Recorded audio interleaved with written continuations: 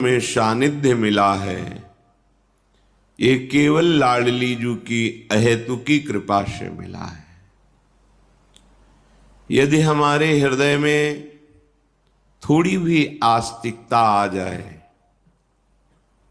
शास्त्र, सद्गुरु, भगवत प्रेमी महात्मा के वचनों में श्रद्धा और विश्वास, तो हमारा जीवन सहज आनंदित हो जाए।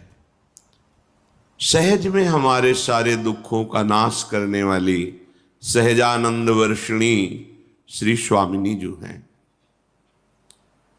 पर हमारी रजोगुणात्मक तमोगुणात्मक वृत्तियां, ये कृपा से धाम आना होता है, कृपा से सत्संग मिलता है, कृपा से असत वृत्तियों का, कुमार्गगामी वृत्तियों का त्याग करके सत मार्ग में चलने का उत्साह बनता है। पर ये रजोगुण तमोगुण की वृत्तियां इस लाभ से वंचित कर देती हैं। श्रीधाम वृंदावन अमोघ कृपा स्वरूप है। श्रीपाद प्रबोधानंद जी महाराज कह रहे हैं, भ्रातस्ते किमु निश्चयेन विदितः स्वस्यांत कालः किमु त्वं जानासि महामनुं बलवतो मृत्युर्गतिस्तंभने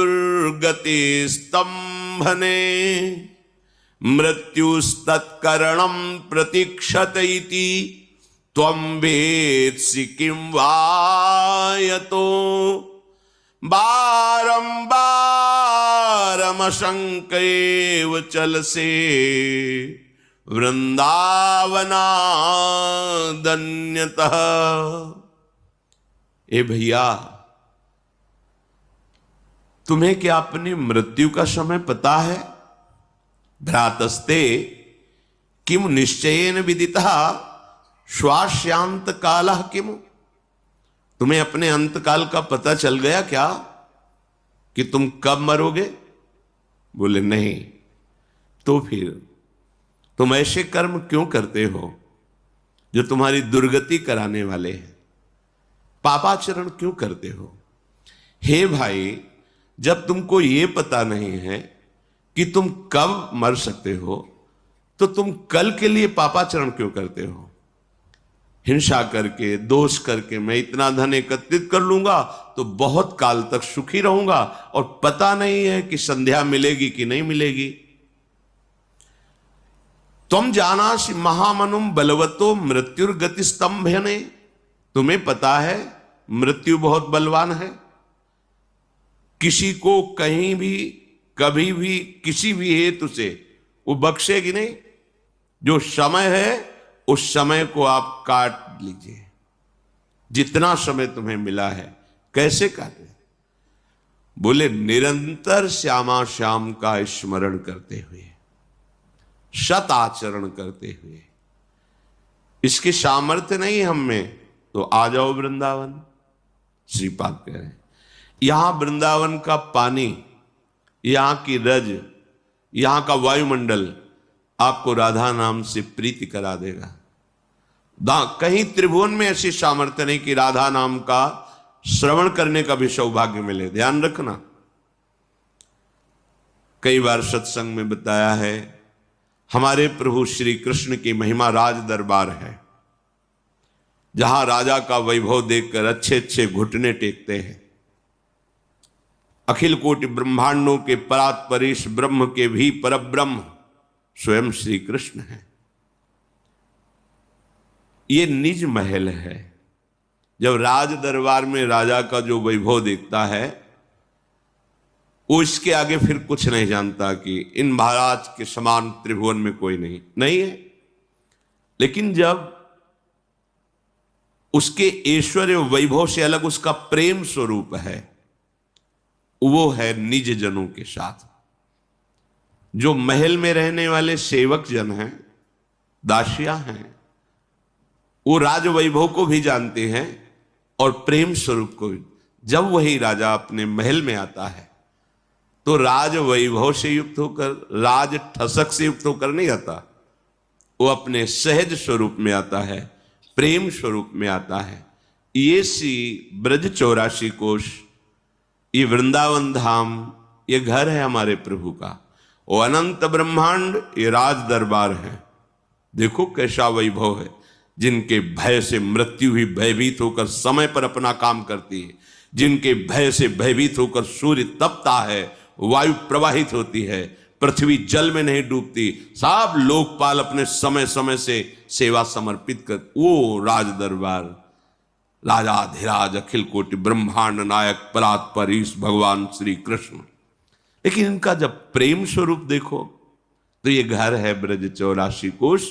यहां जो ब्रज की लीला है, ये कभी आप यहां नहीं देखो होगा मेरे प्रभु ने कौमुद की गदा उठाकर किसी को मारा हो, या सुदर्शन चक्र का आदेश द्वारा किसी का उद्धार नहीं। यहां हमारे सहज करुणा में प्रभु का सहज स्वरूप है। अगर उद्धार भी किया है तो कृपा दृष्टि से किया। यहां किसी पार्षद का भी प्रवेश नहीं है, भगवत पार्षद, ये सब पार्षद हैं, सुदर्शन चक्र आदि। इस प्रेम स्वरूप में एकदम एकांतिक प्रेम स्वरूप, महल में दास दासियां सेवक सब विराजमान, फिर आंतरिक वो अंतःपुर महल जहां राजा की प्राण प्रिया विराजमान है, वहां तो उनकी निज सहचरियों के सिवा अन्य दास दासियों का भी प्रवेश नहीं। अब वहां जो प्रेम का स्वरूप है वो फिर किसी के, वो वहां कानून थोड़ी लगता है। इसलिए वेदान्नपि संन्यस्ति, जहां प्रेम का प्रारंभ होता है तो वेदान्नपि संन्यस्ति सा केवलम अवच्छिन्न अनुरागम लभते। जहां केवल अखंड प्रेम, वहां वेद का भी नमस्कार करते हैं वेद कि आप तक हमारी पहुंच नहीं, जिसे हमने नेति नेति कर गान किया, जो रस नेति नेति श्रुति भाख्यो, ताको ते अधर सुधारस चाख्यो। ये एकांतिक महल की गूंज है, राधा राधा राधा, जो स्वयं श्री कृष्ण जपते हैं, ध्यान करते हैं, राधा नाम के प्रेम में अश्रु प्रवाह करते। जिस राधा नाम के उच्चारण से धर्म अर्थ काम मोक्ष ये सब फीके लगने लगते हैं। ये मिल जाते हैं, ये तो छोटी बात है, बड़ी बात ये फीके लगने लगते हैं, वृथा लगते हैं। धर्माद्यर्थ चतुष्टयम विजयताम किम तद वृथा वार्ते, बेकार की बात लगती है। धर्म अर्थ काम मोक्ष, वो राधा नाम, वो श्याम नाम, कृष्ण नाम आप जिह्वा से उच्चारण करो, क्योंकि आपको पता नहीं शाम मिलेगी कि नहीं मिलेगी, अभी दोपहर हमारे होगी कि नहीं होगी, पता नहीं किस क्षण श्वास चली जाए। भ्रातस्ते किम निश्चयेन विदितः स्वस्यांत कालः किम। हे भाई, तुम्हें जब पता ही नहीं है कि तुम्हारा शरीर कब अंत हो जाएगा, तो तुम सावधान क्यों नहीं रहते? तुम राधा राधा कहकर अपनी श्वासों को सार्थक क्यों नहीं करते? जहां तुम्हें जाना है वहां के लिए परम धन क्यों संग्रह नहीं करते? भाई, तुम जाना से महामनुम बलवतो मृत्युर्गति स्तंभेन। क्या तुमको ऐसा कोई मार्ग मंत्र पता है जिसे तुम मृत्यु को रोक सको? नहीं। तो मृत्युस्तत्करणम प्रतीक्षत इति त्वम वेत्सि किम वायतो। मृत्यु तुम्हारा इंतजार कर रही है, बस समय आने दो, तुम्हारे शरीर को छीन लेगी।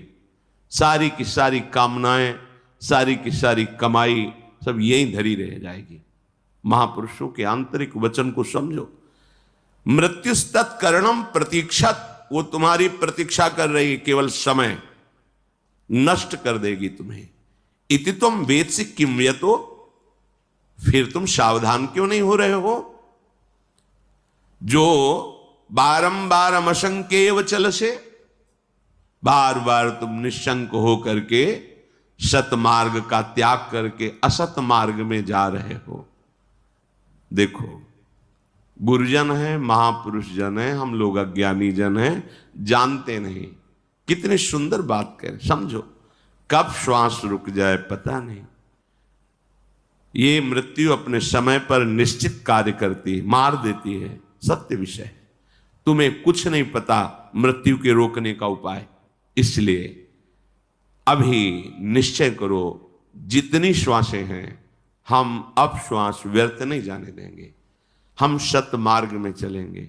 राधा राधा वल्लभ श्री हरिवंश, राधे श्याम, हम प्रभु का नाम सच्चे मानिए। बड़ी भूल है जो प्रभु का नाम जप नहीं कर रहे। तो कह रहे चल से वृंदावनादन्यतः, तुम अन्य आश्रय मत लो, अन्य भाग दौड़ बंद करो, वृंदावन का आश्रय ले लो। तो क्या करेगा वृंदावन?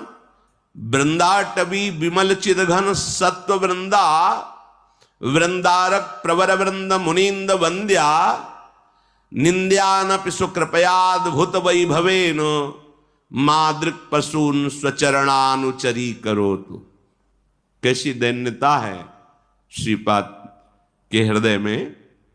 कह रहे मुझ जैसे पशु को भी प्रेम में डुबो दिया वृंदावन ने। ये इतने बड़े महात्मा है कि हजारों लोगों को ब्रह्मबोध करा दिया है, हजारों साधकों को मोक्ष पदवी प्रदान कर दी। इतने बड़े महापुरुष हैं। और क्या रहे मादृक पशून, मेरे जैसा पशु स्वचरणानुचरी करो। तो श्री जी ने अपने चरणों की अनुचरी बना लिया। बड़ा भारी पद है ये, लाडली जू का पक्ष लेकर के लालजू को दुलार करना। ये अद्भुत सुख है। जब लालजू देखते हैं ना कि मेरी प्रियाजू की प्रसन्नता के लिए बलिहार हो जाते हैं। जिसके हृदय में थोड़ा भी प्रेम हो तो ऐसा भाव समझ सकता है, थोड़ा भी। जैसे किसी मां को प्रसन्न करना है, उसके लाडले लाल को दुलार करो तो देखो मां का हृदय बरस पड़ेगा आपके ऊपर, वो करुणा कर देगी। तो जब हम राधा नाम लेते हैं और किशोरी जी की ठसक में रहते हैं तो लालजू की प्राण प्यारी लाडली जो है, लालजू बिक जाते हैं।